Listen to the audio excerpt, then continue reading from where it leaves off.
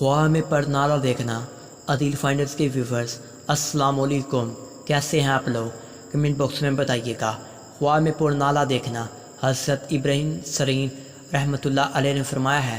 حضرت ابن سرین رحمۃ اللہ کہتے ہیں، اگر کوئی خواب میں دیکھے کہ چھتوں پر سے پانی بغیر پرنالوں کے نیچے اتر رہا ہے، دلیل ہے کہ اس جگہ جنگ اور خصومت اور خون ریزی ہوگی، اور اگر دیکھے کہ بغیر بارش کے پرنالوں سے پانی بہہ رہا ہے، دلیل ہے کہ اس کے معاوضہ پر بادشاہ کی طرف سے تاوان اور رنج پہنچے گا، اور اگر دیکھے کہ بادل اور بارش ہے اور پرنالوں میں سے پانی گرتا ہے، دلیل ہے کہ حق تعالیٰ اس پر معاوضہ پر عنایت اور رحمت کرے گا۔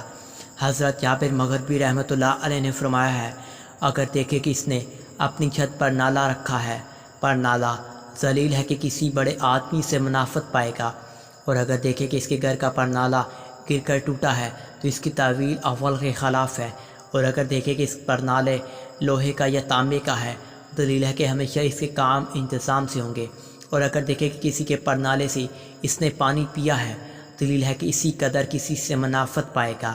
حضرت جعفر صادق علیہ السلام نے فرمایا ہے کہ خواب میں پرنالہ 3 وجہ پر ہے: 1 رہائش شہر، 2 سردار، 3 تھوڑی خیر و منافعت۔ کسی بھی خواب کی تعبیر جاننے کے لیے کمنٹ باکس میں بتائیے گا۔